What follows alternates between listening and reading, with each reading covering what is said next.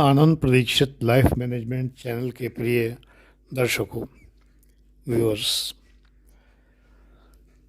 आप लोगों में जो चेतना है,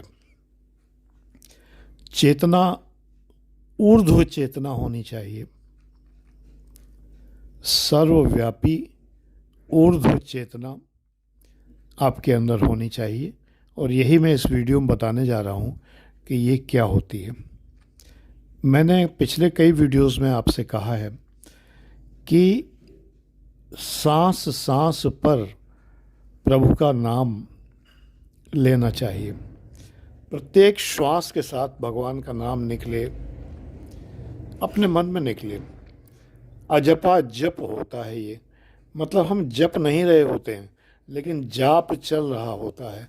ये अजपा जप है, तो ये चलता है।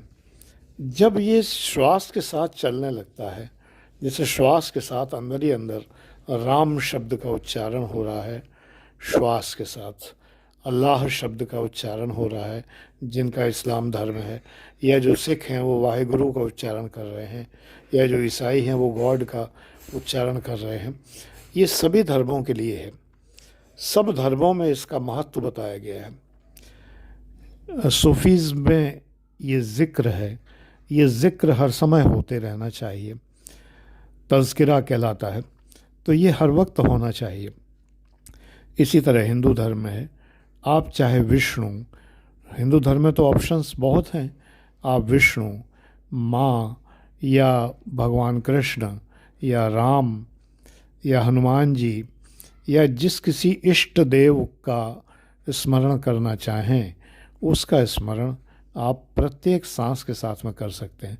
लेकिन अगर आप प्रयास पूर्वक करते हैं, जैसे कि आपने प्रयास पूर्वक आपने कहा कि राम राम राम राम राम राम राम, या हरे कृष्ण हरे कृष्ण हरे कृष्ण, तो बेटा ये प्रयास पूर्वक है, प्रयास पूर्वक नहीं। अपने आप अजपा जप चलते रहना चाहिए, अपने मन के अंदर चलते रहना चाहिए। तो क्या होगा, एक तो आप गलत काम करने से बचे रहेंगे, क्योंकि हर वक्त आपके मस्तिष्क में श्वास के साथ में राम का नाम चल रहा है, कृष्ण का नाम चल रहा है, तो अजपा जप चल रहा है लगातार, तो आप गलत काम करेंगे ही नहीं। आपको गलत काम करने की प्रेरणा ही नहीं मिलेगी। तो अजपा जप चलना चाहिए। दूसरी बात यह है कि ऐसी स्थिति में जब अजपा जप चलता है तो आपकी चेतना ऊर्ध्व चेतना होती है, यानी मस्तिष्क के सर्वोपरि भाग में आपकी चेतना रहती है ना। जैसे सहस्रार कमल खिल जाता है, ऐसे ही कुंडलिनी जागृत हो जाती है। तो ये कुंडलिनी जागरण जैसी अवस्था है। आप विश्वास करिए, जब आप पहले सायास प्रयास करिए, सायास उसकी प्रैक्टिस करिए, अभ्यास करिए, यानी जानबूझकर कहिए कि राम राम राम, कृष्ण कृष्ण कृष्ण, हरे कृष्ण, हे भगवान विष्णु, हे माँ लक्ष्मी, हे माँ सरस्वती, हे माँ दुर्गा, या जिसका भी आप नाम लेना चाहें, तो प्रयास पूर्वक पहले नाम लीजिए। फिर धीरे धीरे आपको प्रैक्टिस पड़ जाएगी। जैसे गाड़ी ड्राइव करते हैं, कार ड्राइव करते हैं, स्कूटर चलाते हैं, बाइक चलाते हैं, तो आप चलाते नहीं हैं, वो चल रही होती है अपने आप। अपने आप ही आपका पैर क्लच, गियर और स्टीयरिंग और इन सब चीज़ों को संभाल रहा होता है। हमने देखा बहुत से लोग तो आजकल, मोबाइल बहुत ख़तरनाक टेंडेंसी है, लेकिन बहुत से लोग मोबाइल इस्तेमाल कर रहे हैं फ़ोन करने के लिए नहीं, मोबाइल में फेसबुक देखने के लिए या इंस्टाग्राम देखने के लिए।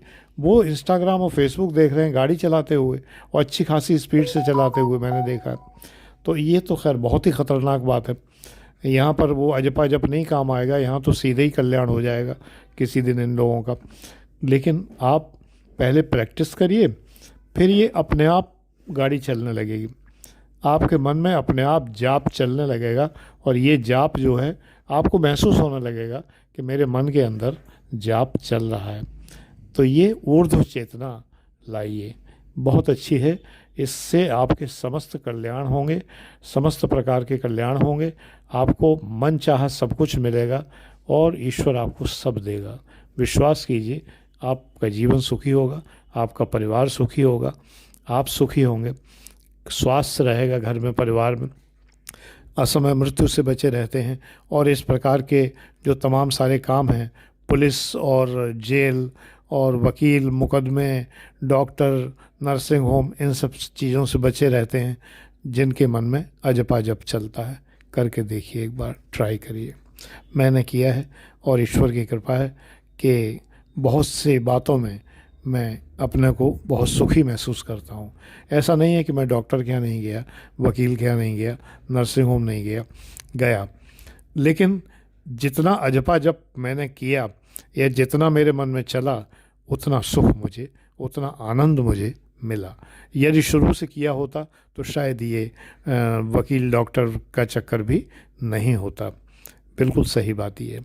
अजपा जप आपको संत बना देता है, क्रियाशील संत बना देता है, क्रियमाण संत।